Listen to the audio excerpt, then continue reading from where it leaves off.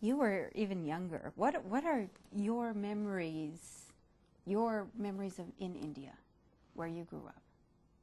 You know, I don't have very much memory, and probably one of the only few memories I have is actually, you know, not good. It's just being abused, and then I remember just mainly just crying for my mom. All these years, and I think that was a very important part of a child's life as a parent. And I remember just being being place to place, that I would cry, and day in, day out, just crying for my mom and calling for her. It's like, where are you, Mom? Where are you? And I called her Amma. And I just remember just nothing there, and I just would cry myself to sleep. That's about the only memory that really stood with me. You don't have anything prior to that of you at home with your family? I don't. It's gone? It's gone. When you say abuse, by whom and what do you remember? Well, you know, I don't, again, back then, I just did not know what was happening to me. I was just moved from one place, then I was moved to another place, and then there was just so, I just don't remember the people. I just remember the people not being good, and I didn't like the situation, and we know today. Did they physically beat you? Were you sexually assaulted? Were you mentally, psychologically abused? Well, I know for sure, just physically, just the beatings, because you can look at some, like a picture of mine, and you can just see scars all over my legs, and just look beaten, and I've been beaten. That's about all I remember, and I think part of it is I've blocked it out. It was so much pain and so much trauma that I blocked it out, and because that was the only way I could cope. I could the only way survive. I think that's almost like a mechanism for survival. Just forgetting. I just blocked it all out. So you have no childhood? I don't. And sometimes that hurts because, you know, looking at my own children, sometimes I wonder, you know, what was my life like, and what was my childhood like? And I don't have any memory of anything.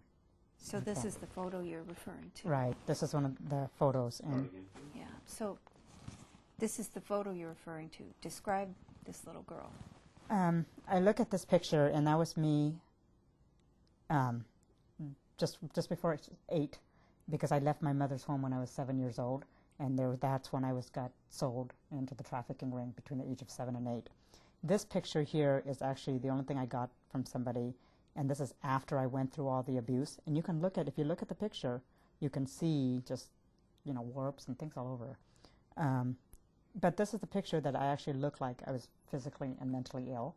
And after going through, you know, just the torture of pain and everything, I ended up looking like I was physically and mentally ill. Just because there was nothing there. I mean, I'm just staring just staring into space, and you can tell it's just not there. And that, you know, so I started asking myself questions. I wonder what happened, what caused me to look like that. You know, who are the people? You know, I started asking those questions to myself as a grown adult. As a child, I don't remember.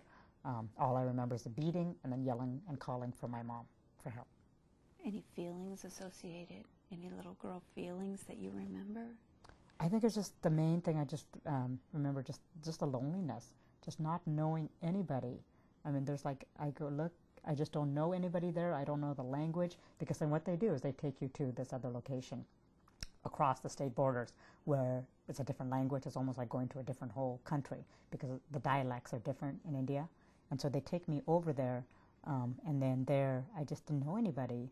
And so very lonely, just, you know, I'm just afraid. I don't remember the specifics of the fear. But I think it's just the unknown, and just wondering what happened to my mom. Because again, that's all throughout the whole thing. It's just my mom, where is she, where is she? And I just wanted her to come and get me. And she did. She, you know, with her, because of the age of 7, you know, so when somebody came up to my mother and asked her, you know, can I help you out in your situation? Can I take a child? And for some reason, out of the 5 siblings, she chose me. And then she let me stay in a place just down the street, so it wasn't very far. And she came to visit me. My whole family came to visit me, and everything was good. But then one day, I was gone, and then that's when the trafficking ring started. What do you remember seeing around you? Were there people? Do you remember hearing the man's voice? Do you remember any of that? I remember a woman's voice, just, just yelling and just being mean. But I don't know. You came to later find out when you were an adult what happened. So what did you find out had happened to you that you weren't aware of when you were a little girl? Right. When I was an adult, I realized, after finding out what my story is, and then talking with my mom and talking with my siblings and what happened situation, and then we were able to find out that I was able to, I found I'm not sure how much of the details, but I found out that somehow I got into the child trafficking ring, human trafficking, and then I did find out more information about my owner and my broker. What did your mother tell you she thought was happening to you? All she knew is that I was staying a block away from her home and that I was supposed to stay there, and she came to visit me all the time. So that's all she knew about. And then when I'm 25 years later, or whatever, 21 years later, then, I told her, and she had no idea. Why did she allow you to do that? She allowed, because she trusted this woman. A person comes up to a person and looks at a situation. If it's a vulnerable situation, they prey on the vulnerability. And so in my situation, my dad wasn't doing too good. He was very sick. And here this woman had 5 children to take care of. So this trusted and prestigious person in the village came up to her and said, I want to help you. I really want to help you. What can I do for you? Can I help you with taking care of one of your children? And that's when, out of my mother's heart, she wanted the best for me. So she allowed me then to stay with this friend, not knowing what she was doing undercover. What did that friend ultimately do to you? What she would do is be getting children off the streets and going to vulnerability, but in disguise. And then she would get the children. Once she got the ownership of the children, she then would sell the children to, brokers. So, plainly put, what happened to you? What happened to me, I stayed at this place, and then they sold me to this child broker. From there, again, I don't know exactly what happened in the memories of anything, but from that child, what we know today is that child broker was running, in disguise, like a front, like an orphanage. But what he was doing is actually selling the children into labor. He was selling children to all aspects of human trafficking. Like so what? Labor. He was grooming them. Yeah, he was selling children for just labor in the factories. He was selling children for international adoption. He, I don't know what the other forms are in, but it looked like he had just anything that there was money to be made, there was a profit to be made, he would actually sell the children to the different aspects of what the need was. And again, we don't know exactly because they don't write down what they do. This is a criminal activity, so they destroy anything that would show any evidence of what they're doing. And you said you had later found out something about that broker. Right. In addition to what you just told me, or you had found out just that much? Yeah, I just found out that he was, pretended to be in a good, nice place and running a nice, good business.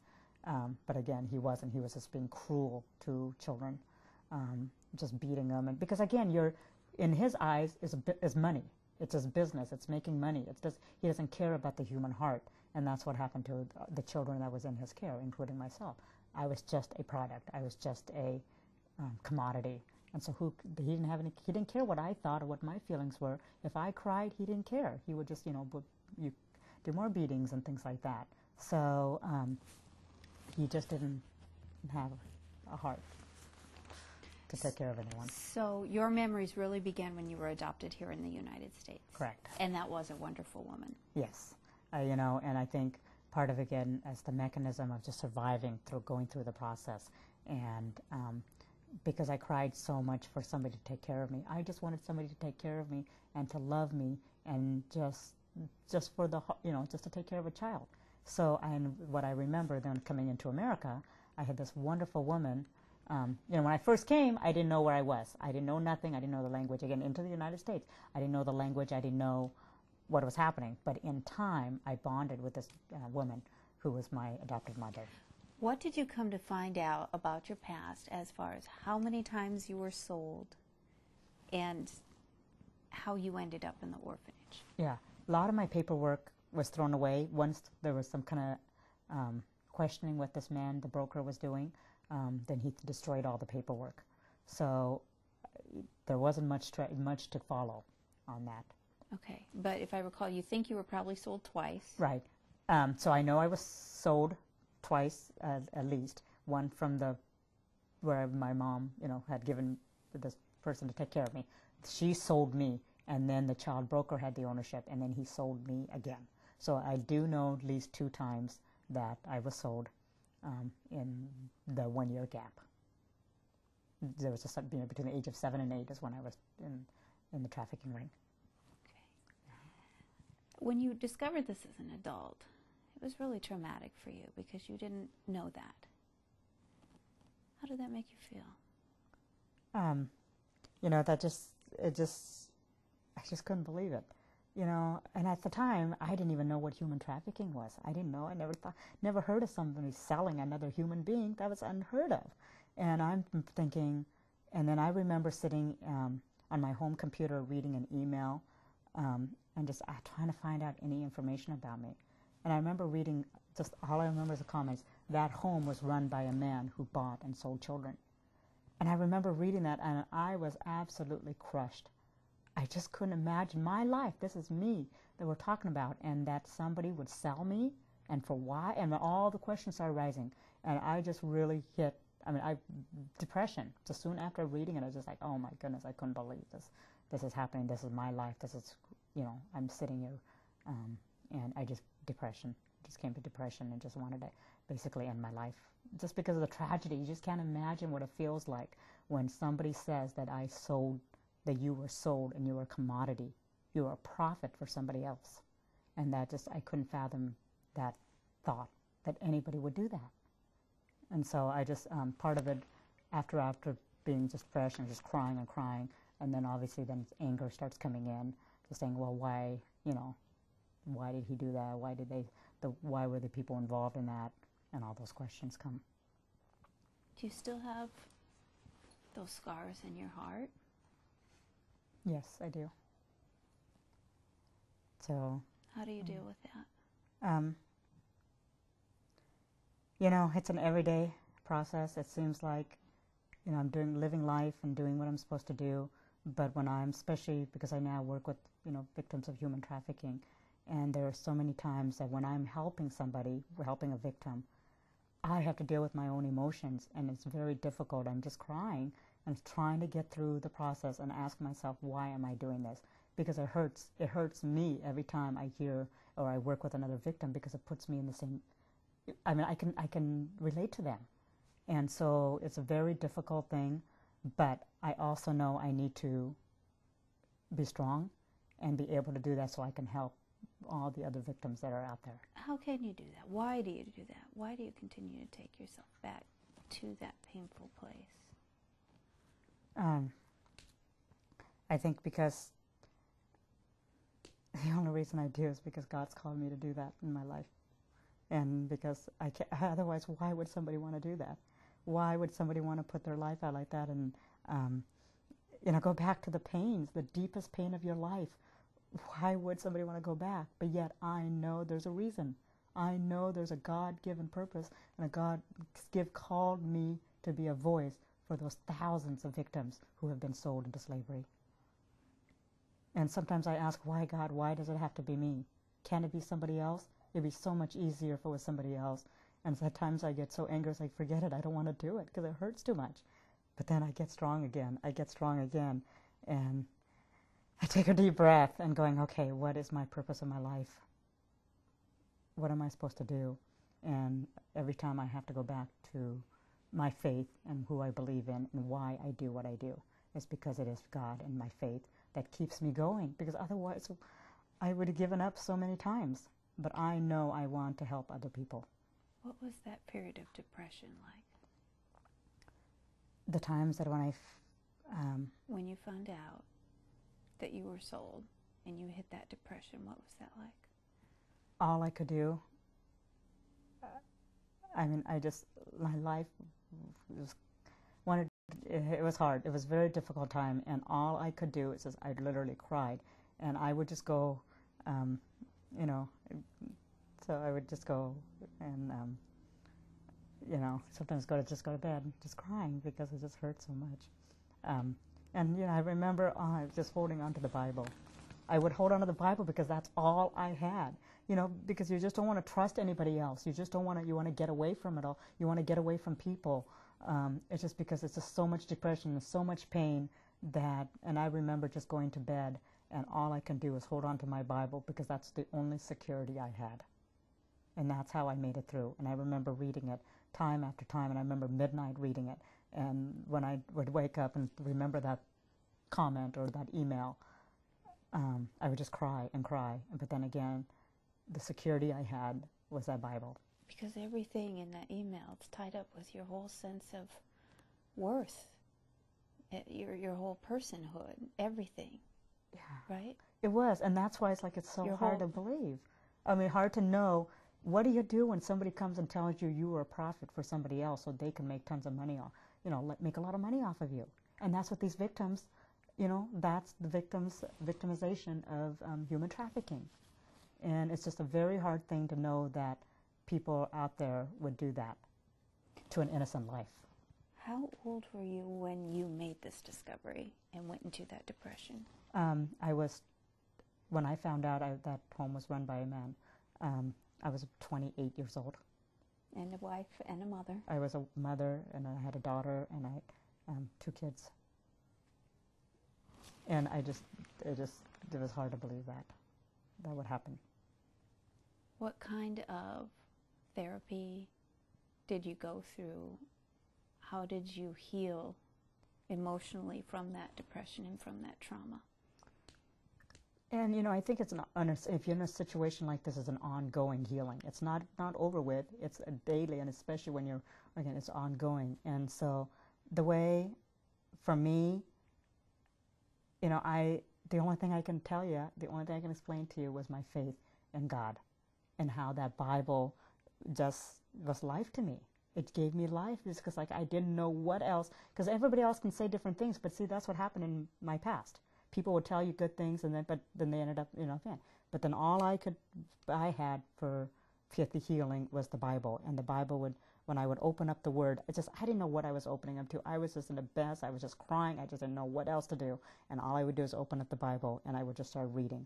And I remember just the scriptures in the Bible just giving me the comfort and the peace that comes from it. And I remember thinking, man, this is what's going to sustain me throughout life. This is what's going to keep me going. Because otherwise, I would just give up so many times. And so I didn't see a psychiatrist, or, although for me, all I needed was the Bible and the Word of God to speak to me. Just the life that it gives. So that's how I survived it. Everybody's different. Everybody has different mechanism for survival. But for me, I know that was the strength that I had to keep going and doing what I do. And then at one point, as you said, you felt compelled, you felt a calling that you realized you would live this, and now you were being compelled, drawn back into that world to help other people. Yeah. And again, that was the only, just ask, my face, what do I do? What do I do with it? Because I don't think we go through things in life, pains, deep for nothing. I really believe everything has a purpose, and then we learn from it. But then we just don't sit there or don't do nothing about it. We do something to help others, to go through the process, and whether it's the healing process. And I just remember there's something I knew I wanted to use my voice to be a voice for all those thousands of women and children who have been sold.